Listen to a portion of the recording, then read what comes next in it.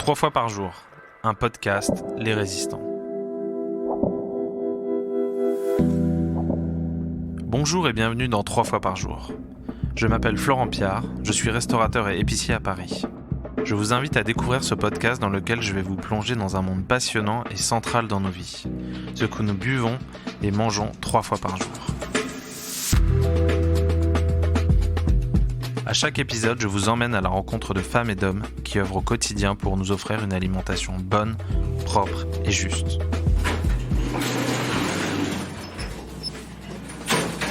Ah, je l'ai posé rapido, ça. Dans cet épisode, Éléonore et moi retrouvons Maxime Bussy, boulanger au Bricheton dans le 20e arrondissement de Paris. Ouais, bon week-end à toi, bon courage. Maxime fait partie des boulangers qui ont contribué à remettre sur la table de nombreux sujets liés à son métier, comme le levain et l'utilisation de blé ancien en boulangerie. Avec lui, on va s'attarder cette fois-ci sur le lien entre agriculture et boulangerie, notamment à travers le prisme des blés anciens. On parlera aussi de son engagement au sein de l'association Agrophile, qui milite pour la pleine intégration des arbres au sein des systèmes de production agricole franciliens. Je vous souhaite une excellente écoute. Dans la démarche du Bricheton, avant tout, c'est aussi de s'inscrire dans une autre filière que la filière classique. Pas passer par des gros moulins pour avoir la farine, mais plutôt avoir une relation directe avec les personnes qui font pousser le blé et qui font la farine, donc des paysans meuniers, pour surtout tenter, en tant que dernier maillon de la chaîne, le transformateur, tenter de tirer une filière un peu plus alternative, quoi. Et donc avoir une relation directe avec les agriculteurs qui veulent s'inscrire dans d'autres pratiques, qui est d'une part de retrouver une souveraineté sur les semences, puisque c'est un grand enjeu.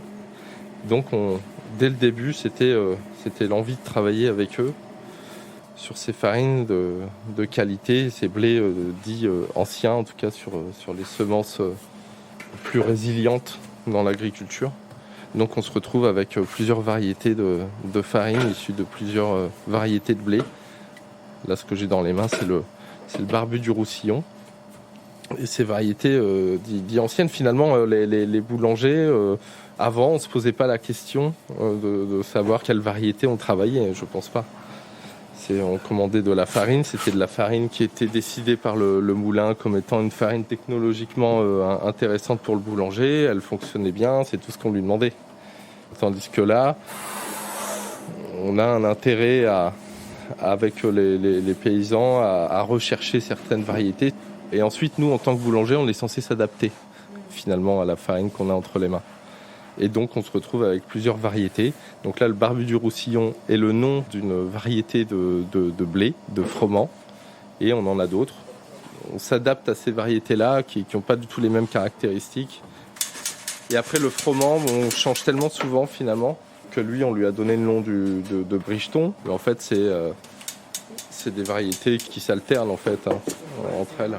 Le froment, c'est du blé, c'est parce que c'est pour le différencier du seigle ou du petit épeautre ou du sarrasin, qui n'est pas un blé d'ailleurs. Ça, c'est le corazan. Bon, là, par exemple, c'est le corazan. Le froment, c'est un blé tendre qui est différent du blé dur. Le blé dur, en général, on fait plutôt des pâtes, des biscuits. En Italie, on utilise du blé dur pour faire les pâtes, par exemple. Mais on peut aussi faire du pain. Donc là, le corazan, c'est une variété de blé dur qui est un ancêtre du blé. Tous les blés viennent du même endroit à la base, c'est-à-dire le croissant fertile. La Khorasan, c'est même le nom d'une région, Khorasan, c'est le nord de l'Iran, sud de l'Ouzbékistan, là-bas. Donc à l'origine, cette variété vient de là-bas et génétiquement parlant, c'est une variété qui n'a pas trop bougé par rapport à son ancêtre. Donc on peut dire que c'est vraiment un ancêtre du blé, le Khorasan. Actuellement, là, il est cultivé dans l'Yonne.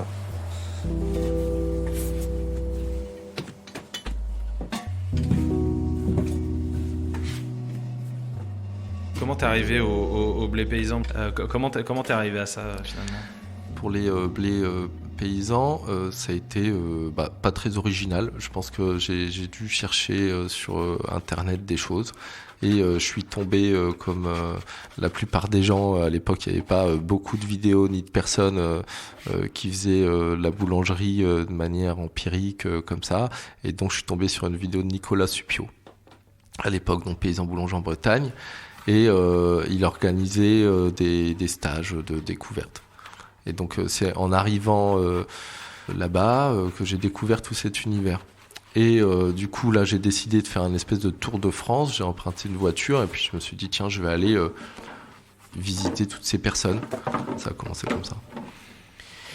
Du coup, c'est quoi la situation aujourd'hui de ce point de vue-là sur les blés paysans ça représente quoi Donc, dans le paysage, ça représente encore très peu de choses parce que les céréaliers, ils ont quand même une place hyper importante dans le monde agricole en France, et on sait aussi que tout ça, c'est aussi pour l'exportation et pour nourrir les animaux. Donc à l'intérieur de toute cette quantité, ça représente pas grand-chose. Mais par contre, le paysage change un peu. C'est-à-dire, au départ, c'était de l'initiative de paysans, donc plutôt dans le sud-ouest, un peu en Bretagne, donc dans des endroits où les fermes étaient plutôt petites ou moyennes, je dirais. Donc là, ça se développe un peu plus ailleurs, mais du coup, parce que aussi l'industrie s'y intéresse. Et ça a fait sortir un peu tout le monde du bois il y a quelques années, parce qu'il y avait eu notamment Carrefour qui s'était intéressé au sujet. Alors eux, ils s'étaient intéressés au sujet via le maraîchage, mais ils en venaient à ça. Donc d'un seul coup, tout le monde est sorti du bois, en se disant, bon, ok, qu'est-ce qu'on fait maintenant est-ce qu'on laisse l'industrie s'emparer des choses? Tout ça est assez complexe. Il y a toute une pratique derrière à respecter. Le réseau Semences Paysannes, il défendait quand même le fait, étant donné que c'est pour une résilience de la plante dans son environnement, de commencer petit et d'habituer petit à petit, après beaucoup d'observations, les choses pour l'adapter à son environnement, pour l'adapter au changement climatique. Et que si tu arrives comme un bourrin avec des semences que tu as réussi à acheter je sais pas où et que t'emblaves directement des centaines d'hectares, forcément tu vas plutôt choisir ce qui va dans les blés anciens pousser le mieux. Donc finalement tu vas te rapprocher de ce qu'on veut un peu s'échapper. Le réseau Semences Paysannes défend plus une culture en population où il y a justement une population variée de blé. Pas forcément des Formule 1 en boulangerie, mais en essayant de l'améliorer de manière agronomique petit à petit. Et malheureusement, on a du mal à contrecarrer ça. J'avais mon meunier au téléphone il n'y a pas longtemps qui était très inquiet.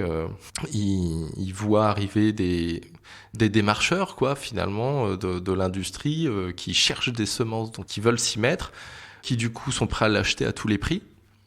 Donc il y a un effet de spéculation qui casse des petites filières. Donc lui, à un moment donné, ça lui arrive d'avoir besoin d'acheter des semences ou du blé, tout simplement, et les prix ont doublé. Et lui, il peut pas se permettre, et du coup, ça laisse la place, voilà. Donc ça, c'est plutôt inquiétant. Est-ce que tu peux préciser ce qui caractérise les blés anciens, que tu appelles souvent aussi blés de pays ?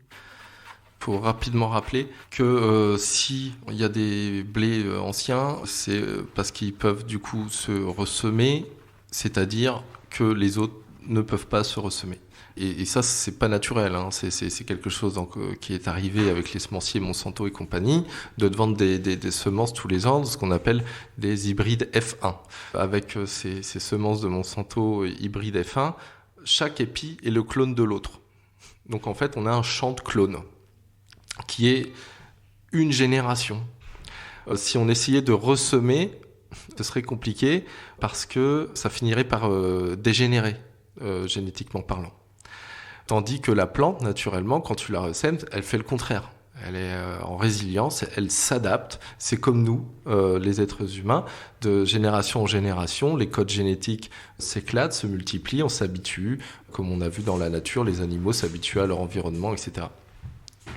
Donc c'est ça la culture en population, parce que quand on est face au champ, à un champ du coup de vrai blé, on va identifier des individus et on va créer un bouquet qui est une population. On va décider, tiens, on va créer une population. Donc je vais prendre lui. Alors pourquoi lui ? Parce que lui, il n'a pas été malade par rapport aux autres. Alors génétiquement, c'est probablement qu'il avait résisté à ça, du coup on va le choisir. Et puis on va pas choisir que les plus beaux, on évite de la race aryenne. Du coup on va choisir le petit gros, le long fin, celui qui a aidé l'autre, celui qui est pas malade, etc. Donc on crée une population. Et c'est celle-là qu'on va décider de démultiplier, dans le but de brasser au maximum la génétique et que finalement les descendants vont s'améliorer avec le temps. Si toi, dans tes descendants, un jour il y a eu un roux, c'est hyper intéressant d'aller rechercher, c'est ce qu'on cherche à faire avec les blés, on va aller rechercher cette génétique lointaine en l'éclatant le plus possible et en brassant le plus possible de génétique. Donc pour ça, c'est intéressant aussi de mélanger les variétés à l'intérieur de cette pratique de culture en population. Donc c'est intéressant de ne pas s'arrêter sur le barbu du Roussillon, mais de mettre du barbu du Roussillon avec de la C7, avec du rouge de Bordeaux, avec de la bladette, je sais pas quoi. Parce que aussi pour l'adaptation au changement climatique, de la même façon que dans une population d'une même variété, les individus vont s'adapter, mais de plusieurs variétés, c'est encore mieux aussi. Mais aussi pour faire une bonne farine, pour faire du pain. Donc c'est intéressant d'avoir les caractéristiques que peut avoir une variété et une autre. Une pour, je sais pas moi, le goût, l'autre l'élasticité, la ténacité, des choses comme ça. Mais on avait un catalogue de milliers de variétés de blé à l'époque, et on se retrouve avec une petite dizaine de variétés aujourd'hui. C'est aussi ce qui a rendu le pain moins digeste. Donc si on veut retrouver du bon pain digeste, et c'est intéressant aussi de retrouver les semences, et surtout, encore une fois, pour la résilience. Avant, ils se moquaient des paysans qui faisaient des blés anciens. Aujourd'hui, ils se moquent plus du tout, parce qu'avec les problèmes climatiques de ces dernières années, tout le monde se prend des gamelles.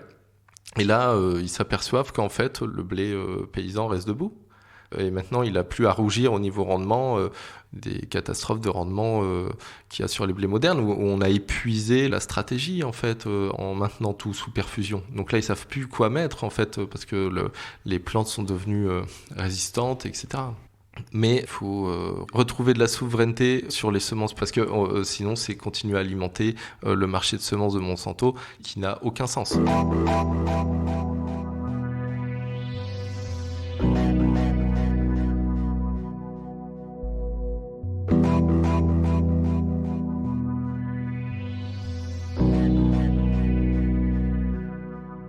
Du coup, comment tu choisis tes farines ? Est-ce que c'est important de savoir avec qui tu travailles ? Est-ce que tu vas sur place ? Quels sont les critères de choix, en fait ?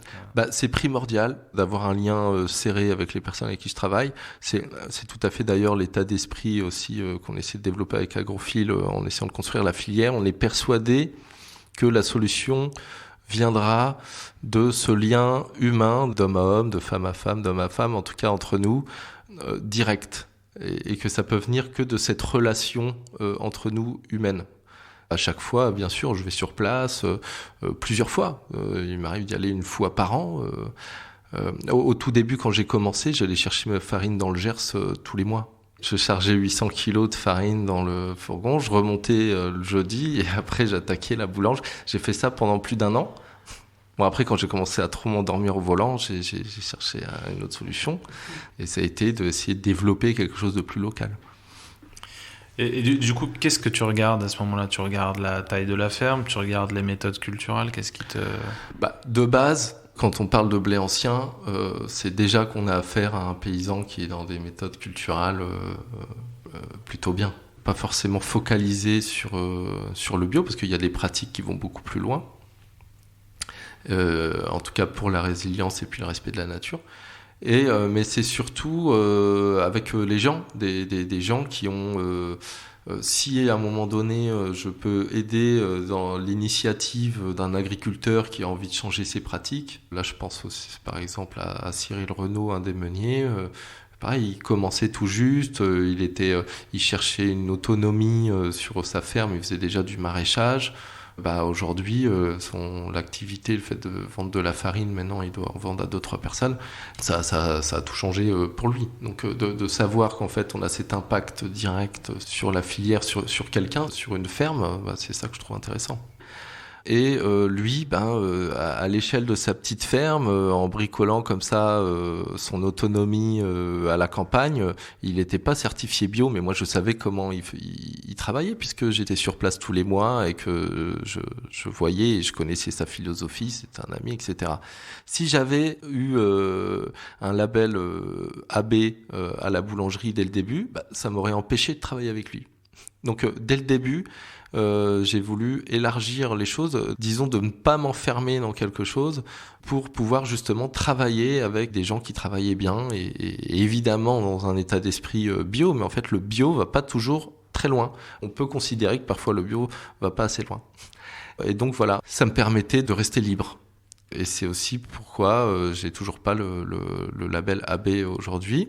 Mais maintenant, tout ce que j'utilise est certifié bio. Bon, lui, ce paysan boulanger a évolué. Les autres, ils vendent pas qu'à moi. Donc, il y a le marché est ce qu'il est pour se différencier.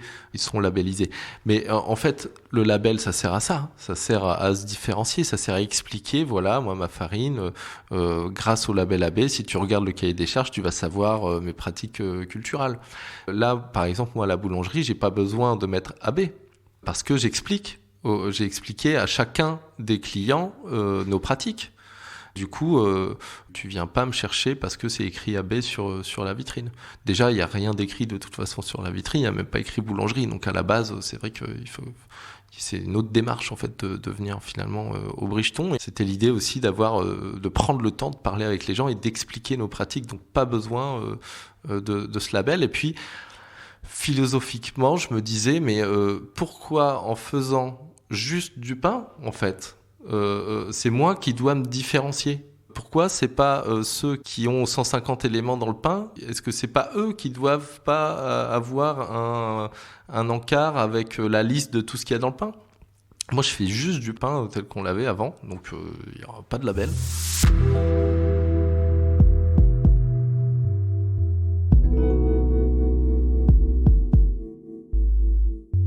Est-ce que tu peux nous dire quelques mots sur ton engagement dans l'association Agrophile ? Alors, Agrophile, comme Agroforesterie Île-de-France. Donc, moi, je suis président de l'association. Sur les pratiques culturelles, on défend l'agriculture en conservation des sols, tout simplement, avec Agrophile, tout simplement parce que c'est une association d'agroforesterie. Et du coup, on croit en la symbiose entre la nature et notre manière de l'exploiter, quelque part, puisque c'est un peu l'exploiter, l'agriculture. Donc cette symbiose aidée par les plantes et puis l'activité du vivant à pouvoir plus ou moins contrôler les choses qu'on fait pousser parce que le but de l'agriculture c'est celui-là, c'est de favoriser une plante plutôt qu'une autre, mais avec l'aide des autres plantes. Moi, c'est surtout sur la filière de blé paysan, de farine paysanne. À travers la boulangerie, c'était une manière de rassembler les agriculteurs autour de la question des blés paysans et leur montrer qu'il y avait des personnes qui utilisaient ce genre de farine, de pouvoir créer un lien directement avec le boulanger et puis l'agriculteur. Donc c'est mon rôle là-dedans. Bon, c'est toujours un peu compliqué de tout faire. En tout cas, Agrophile a beaucoup grandi ces dernières années. Maintenant, il y a quelques salariés, ça rassemble des ingénieurs agronomes qui sont sur le terrain, des personnes qui s'occupent maintenant des appels à projets, et puis de faire tout ce travail fastidieux administratif pour accompagner les paysans dans leur démarche.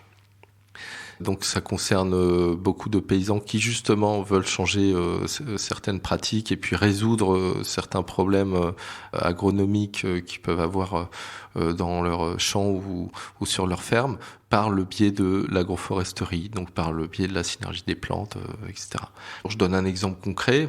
Il y a un agriculteur qui avait un terrain donc en Seine-et-Marne dont il pouvait plus rien faire en fait par l'érosion, la perte de sol.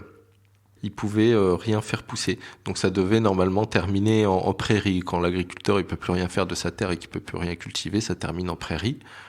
Et par le biais de l'association et de l'agroforesterie, en replantant des arbres, des petits arbustes autour de la parcelle, C'est l'idée de recréer des conditions favorables pour refaire de cette terre une terre fertile. Ensuite, ce qu'un blé moderne pouvait pas faire, c'est-à-dire pousser dans ces conditions-là sur cette terre qui était malmenée, justement, avec l'adaptation des blés paysans, c'était possible. Donc en utilisant les blés paysans, ils pouvaient cultiver cette terre-là. En plus, comme il y a une recherche d'autonomie, les petits arbustes entre les arbres, c'est plutôt des arbustes à petits fruits, ce qui lui a permis de monter une distillerie. Donc maintenant, il a la 2e distillerie d'Île-de-France, en utilisant les petits fruits, des petits arbustes qui font du bien à son terrain. Voilà. Donc ça, c'est par exemple un exemple concret. Maintenant, on sait qu'un des gros problèmes du réchauffement climatique et du désordre climatique vient du sol. Donc on sait aujourd'hui qu'il faut arrêter de laisser les sols nus. Donc il faut que les sols soient occupés par les plantes, et notamment la culture en association, etc. C'est là où l'agroforesterie arrive dans ses pratiques. En reboisant, alors c'est pas juste planter des arbres, l'agroforesterie, c'est vaste. En tout cas, c'est cette symbiose, cette synergie entre le vivant pour essayer de faire quelque chose qui ait du sens.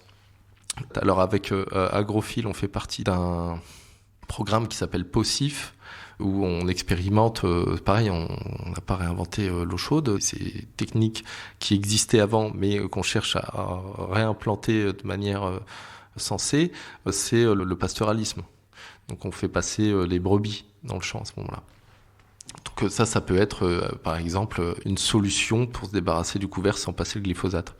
Après, sans rentrer dans la polémique qui m'intéresse un peu moins, on sait aujourd'hui, quand on laisse le sol aussi vivant que dans la conservation des sols, ceux en tout cas qui le pratiquent défendent le fait que la petite dose de glyphosate, parce que c'est une petite dose, serait digérée par le vivant. Bon, pour moi et pour beaucoup d'autres, ça reste quand même un geste à abolir. Il n'y a pas à mettre du glyphosate dans les sols. Maintenant, lever les 2 bras en l'air, faire des haros comme ça, opposer les gens et les agriculteurs, parce que d'un seul coup, il y aurait cette pratique, alors que justement, par exemple, avec Agrophile, on s'aperçoit que les agriculteurs conventionnels, ce sont eux les plus motivés, en tout cas les plus aventureux à faire des expériences. Quand un néo-agriculteur s'installe déjà en bio, déjà sur un modèle de ferme qui est déjà conçu pour fonctionner en bio, etc., pour lui, c'est plus facile de rester en bio et finalement de se cantonner à ce que le bio lui permet de faire dans ses pratiques. Quand on a affaire à des fermes plus vieilles ou d'un jeune qui reprend l'exploitation de son père, etc., lui, faire des pas de côté, des chemins en arrière, c'est compliqué pour lui de changer les choses. Et pourtant, pour ceux qui le font, ceux qu'on côtoie, parce que c'est ceux qui s'intéressent à l'agroforesterie, tentent des choses. Et faire la conservation des sols, c'est ce qu'il y a de mieux pour les sols. Donc ça reste des bonnes pratiques. Alors aujourd'hui, les assassiner parce que à ce moment-là, pendant cette recherche, cette expérimentation, il y a encore, parce qu'on n'a pas trouvé les autres pratiques, le passage de glyphosate. Est-ce que c'est mieux de faire ça que dans le bio, aller utiliser parfois des engrais douteux, mais parce que comme c'est labellisé, on va trouver que c'est des meilleures pratiques, alors que, je sais pas, par exemple, les engrais de fientes de poule avec les plumes, etc. Enfin, il y a vraiment quelque chose à faire pour arrêter ce clivage, en fait, cette guerre de monter les gens les uns contre les autres. On arrivera à sortir, je pense, vers des bonnes pratiques à l'agriculture si on arrive à rassembler les gens, en fait, au lieu de les opposer. Donc voilà, il y a beaucoup à dire entre les bio et les non-bio, finalement. C'est pas noir ou blanc, quoi.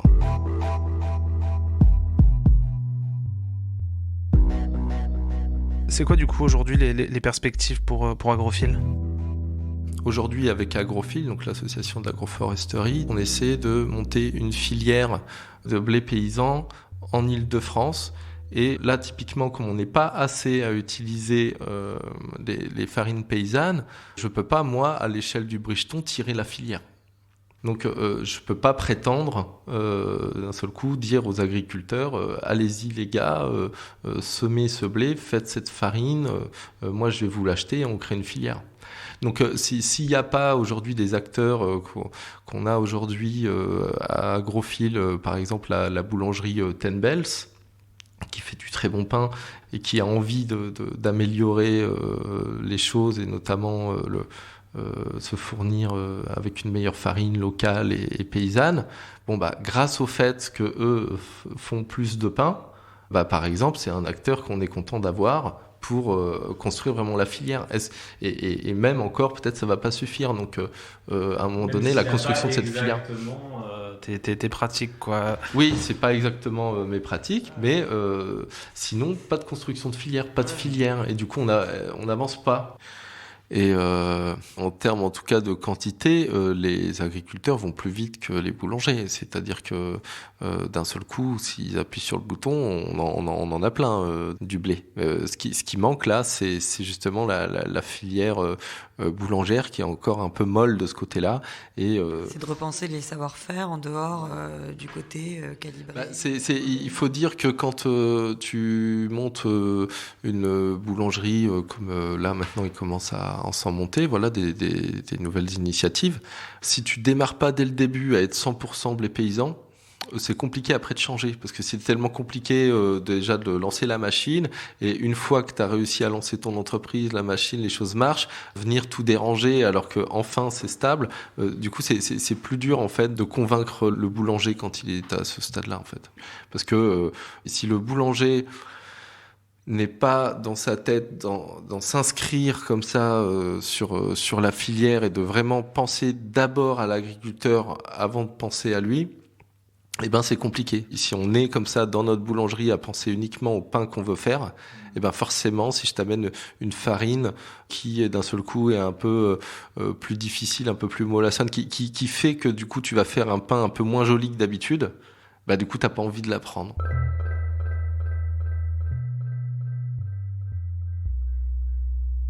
On n'a pas parlé de goût depuis tout à l'heure, mais qu'est-ce que les blés paysans apportent au niveau gustatif? Pour moi, c'est sans commune mesure. C'est le goût du pain, avant tout, je pense qu'il vient de là. C'est la bonne farine du bon blé. Il n'y a pas à se prendre la tête. Si on veut faire une bonne omelette et que tu as des mauvais œufs, tu n'y arriveras pas. Donc là, on n'a que de la farine. Donc oui, beaucoup vient de la farine et du travail du levain, bien sûr. Et est-ce qu'il y a des effets, comme pour le vin, des effets sol, climat, terroir, météo, c'est-à-dire le rendu gustatif des farines que tu utilises est plus ou moins bon suivant la météo qu'il y a eu? Oui, complètement. C'est justement l'intérêt de retrouver aussi ce savoir-faire boulanger en utilisant nos pratiques, parce que finalement c'est tous ces outils qu'il faut retrouver pour s'adapter. Il y a des effets terroirs total. La même variété du même producteur d'un champ différent à quelques centaines de mètres, on le ressent en faisant du pain. Il y a une différence. Donc d'un millésime à l'autre, c'est clair et net. Par exemple, le seigle que j'ai cette année, gustativement, je trouve moins intéressant que l'année dernière. Quelle importance tu donnes au meunier et au type de moulin qu'il utilise? Alors, le type de moulin, c'est forcément un moulin à meule de pierre. Moulin à meule de pierre, contrairement à un moulin à cylindre, le grain de blé n'est pas explosé, réduit en plusieurs petits morceaux, et ensuite on fait ce qu'on appelle un rémoulage. Alors on va prendre la farine qui est un peu plus blanche, on va prendre là où il y a un peu plus de son, et puis là on va reconstituer ce qu'on a sur les paquets, les T65, T55, T110.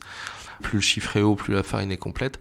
Là, on va avoir le grain qui va passer en une seule fois dans la meule. Donc déjà, il n'y a pas d'échauffement, il n'y a pas d'oxydation. Donc là, on va conserver tout l'aspect nutritif, qui serait dommage de perdre sur un blé ancien, par exemple, qui possède plus de valeur nutritionnelle qu'un autre blé. Ça aussi, c'est important. Et en fait, le grain se fait déshabiller tranquillement en traversant la meule. Donc du coup, c'est assez soft. Et puis, l'idée, c'est de concevoir des moulins qui viennent bien tout récupérer. Et surtout, cette partie qui se situe juste en dessous le péricarpe, du grain de blé, qui est bourré de vitamines et de sels minéraux, etc., sous le son, en fait.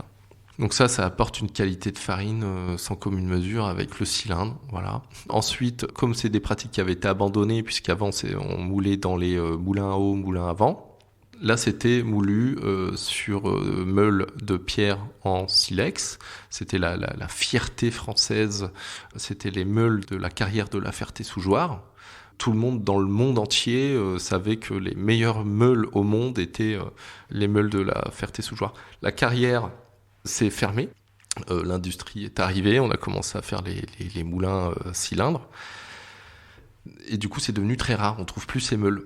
Là, trouver cette meule-là pour un meunier qui voudrait s'y remettre, c'est la Rolls de la meule. Donc, entre parenthèses, avec Agrofil, on l'espère exploiter le moulin à vent de Montfermeil à partir de cette année. On a ce type de meule. Tu vois. C'est la classe. Donc ça, c'est les meules en silex. On ne trouve plus ce genre de meule. Avec l'avènement du réseau Semences Paysannes et les paysans qui ont voulu retrouver l'autonomie, qui sont devenus paysans meuniers ou paysans boulangers, 2 frères, les frères Astrier, des génies de la mécanique, amoureux du pain, mais génies de la mécanique avant. Paix à leur âme, ils sont morts l'an dernier.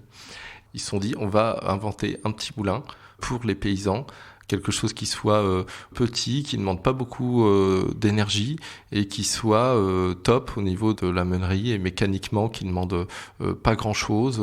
Parce qu'un moulin, quand tu vois un moulin haut, moulin à vent et tout, c'est super technique à faire tourner, c'est très compliqué.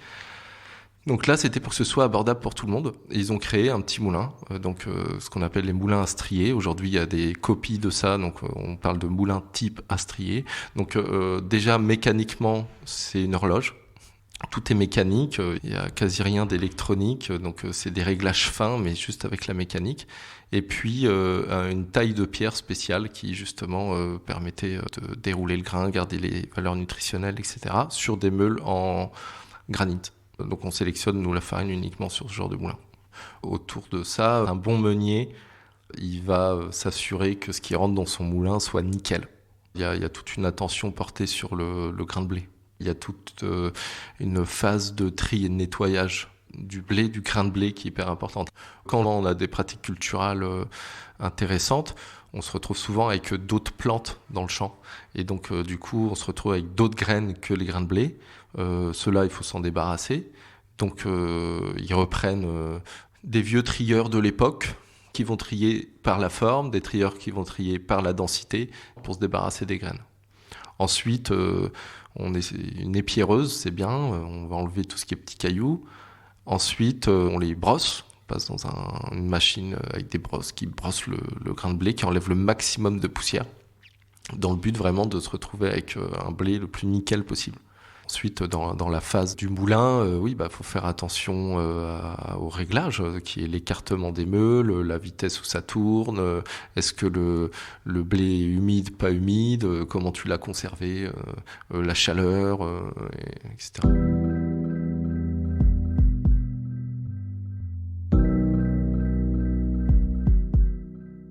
On observe depuis plusieurs années qu'il est conseillé de limiter la consommation de pain dans notre alimentation. De ton côté, comment tu perçois cette évolution ? On n'est pas comme en 1900. On n'est pas en train de crever la dalle à tremper du pain dans un bouillon. Le pain, c'était important avant parce qu'il y a 100 ans, on en mangeait 1 kilo par jour par personne. Aujourd'hui, je crois qu'on est à 150 grammes. Donc 1 kilo par jour par personne. Tout simplement parce que c'était la base de notre alimentation. Quand tu regardes dans le monde entier, il y a toujours eu une base neutre et quelque chose d'autre. Donc par exemple, en Asie, tu as le riz avec de la sauce, un peu de sauce et éventuellement un petit morceau de barbac qui traîne là ou de poisson. Quand tu vas en Afrique, tu as l'ougali, c'est une pâte de riz. Quand tu vas... Et après, ils ont le manioc, ils ont plein de trucs. Nous, en France, c'était le blé, on avait le pain. Donc le pain, c'était la base de tout. Mon grand-père, il mangeait son fruit avec du pain. Tartine, beurrée, fruits. Il se nourrissait avec ça, les gens. Donc je sais pas s'il faut manger du pain. Si on aime le pain, on peut manger du pain. Et du bon pain, et c'est pas forcément nocif. Le gluten est difficile à digérer pour l'homme. Le corps a un peu de mal, effectivement, à assimiler le gluten, mais ça ne veut pas dire qu'il ne faut pas du tout le faire. Aider notre corps à justement être robuste, comme les plantes en fait, il faut juste observer la nature, nous on est fait exactement pareil. Donc il faut absolument recréer un système digestif costaud, parce que le corps est censé pouvoir le faire grâce à la biodiversité qu'on a dans notre intestin, le deuxième cerveau. Et donc aujourd'hui, si le gluten nous fait tant de mal, c'est parce qu'il y a du mauvais gluten dans le pain moderne, mais c'est surtout que le gluten est partout dans les produits transformés dans l'industrie. Donc en fait, si ils t'enlèvent tout ça et que tu gardes que le pain, il se passera rien. Et si en plus tu fais attention de prendre du pain 100% levain, même sans aller jusqu'à les variétés anciennes, déjà ça fait le gros du travail. Si c'est 100%, mais par contre 100%, on l'a vu tout à l'heure, sans levure, il y a une prédigestion qui fait que c'est plus assimilable. On subit une mauvaise alimentation de 50 ans en arrière. Donc voilà, aujourd'hui, justement, c'est la démarche qu'on fait, les boulangers, nous, à travailler 100% levain, c'est de reproposer un pain qu'on peut manger tout simplement. Ce qu'il faut en manger, si on n'en mange plus du tout, il n'y a plus de boulanger, on changera de métier, mais bon, c'est dommage. Voilà.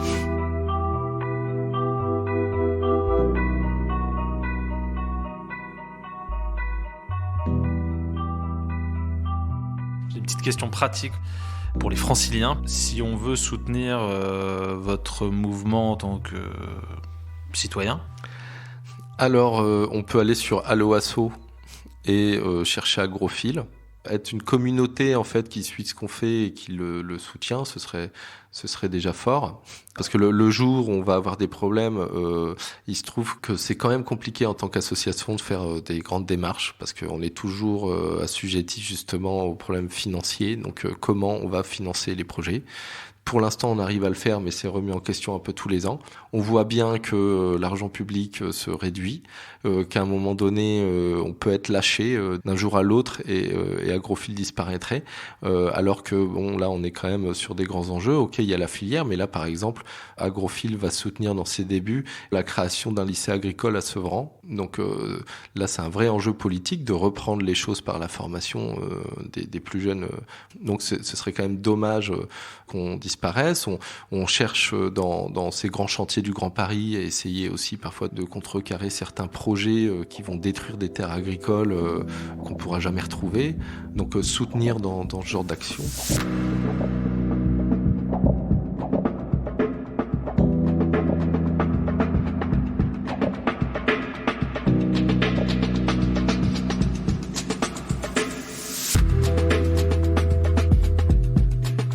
Un grand merci à Maxime Bussy d'avoir partagé ce moment avec nous.